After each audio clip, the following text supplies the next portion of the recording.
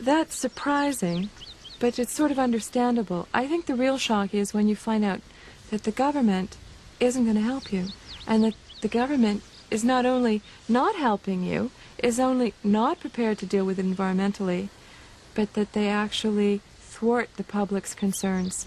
And that's where the real sense of shock and betrayal comes from. It says a lot about our culture to think that we would even take the gamble.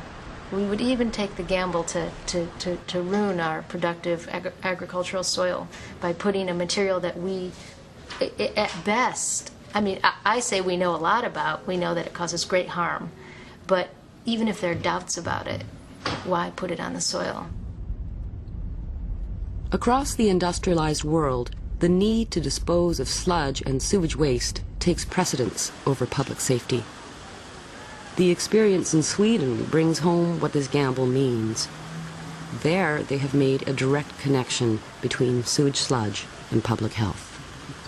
Gunnar Lindgren knows all too well the forces that prevent Maureen Riley's concerns from being redressed. His is the strong voice of the successful anti-sludge movement in Sweden. Yeah, it's a huge problem. So if you have built a sewage plant, you will get sludge, you know. And you get it 24 hours a day. And you have to get rid of it in any way, you know. So it's a depressing situation for all the countries. When you're spreading sludge on the acres, the level of metals they are increasing very rapid. And the authorities know that, but they have to accept it because they want to get rid of the sludge. And sooner or later, you will come to a limit when you see severe problems. One could be that the copper, the copper metal, comes to a level where it is a poison for the soils and the organism in soil. And that means that you can't have agriculture any longer on these acres. And remember, it's forever, you know, to the end of this planet, you can't help it because metal, you can't remove it from the acres. You can also find that whatever damage it causes, cancer, infections, or whatever, the authorities say that we have to accept it because we need to get rid of it. So they make a sort of discussion called risk-benefit analysis. And that means that even if there are risks, we need to get rid of it.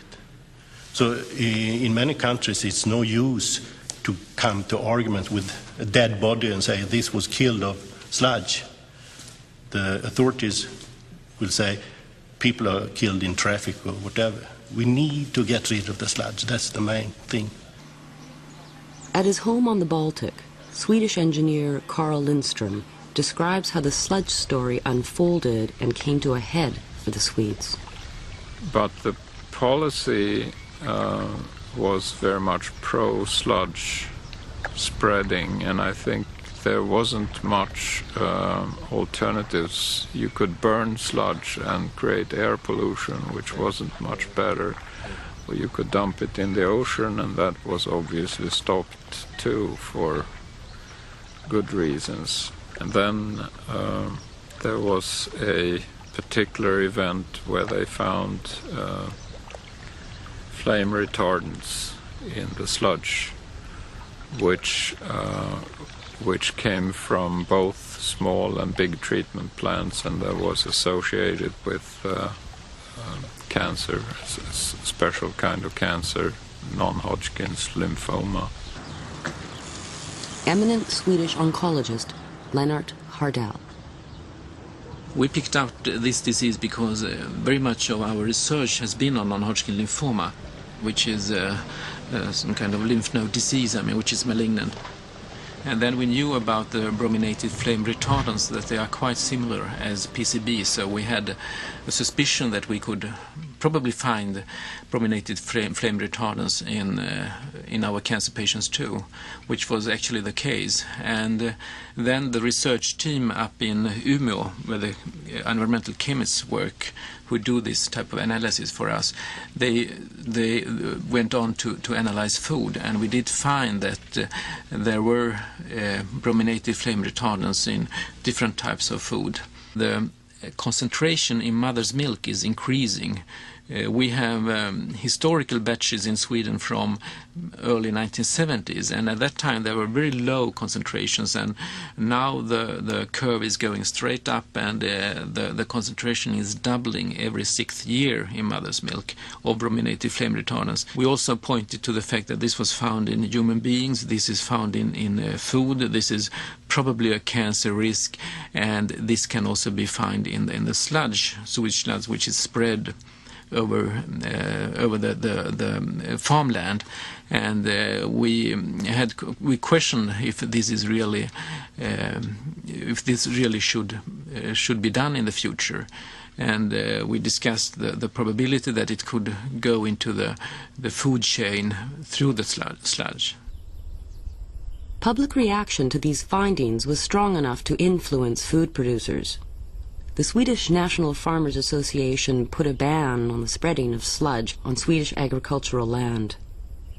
This was not government legislated, but driven by the sheer economic power of the consumer. In the short term, the Swedes are landfilling their sludge in non-critical areas such as motorways. Both the Netherlands and Belgium have long since banned spreading sewage sludge on their agricultural land because of concerns of chemical uptake into the food chain. In Canada, a sludge sample taken from Toronto's Ashbridges Bay sewage treatment plant reveals higher levels of bromide flame retardants than those found in European sludges. When you find chemicals such as these flame retardants, you know that that is just the tip of the iceberg, because there are so many things that they are not looking for at the present time. You can call it a mirror. So if you have a poison somewhere in an industry, you will have the poison in the sludge.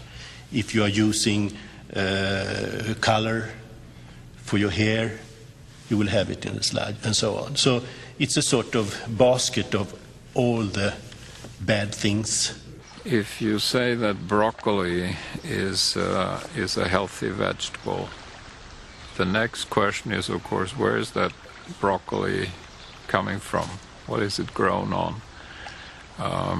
And you can see that broccoli grown on one soil can be very good for you, and if it contains heavy metals, it can be very bad for you. So I think by focusing attention on what we eat, you have to go deeper and deeper into the question of what is actually in that food.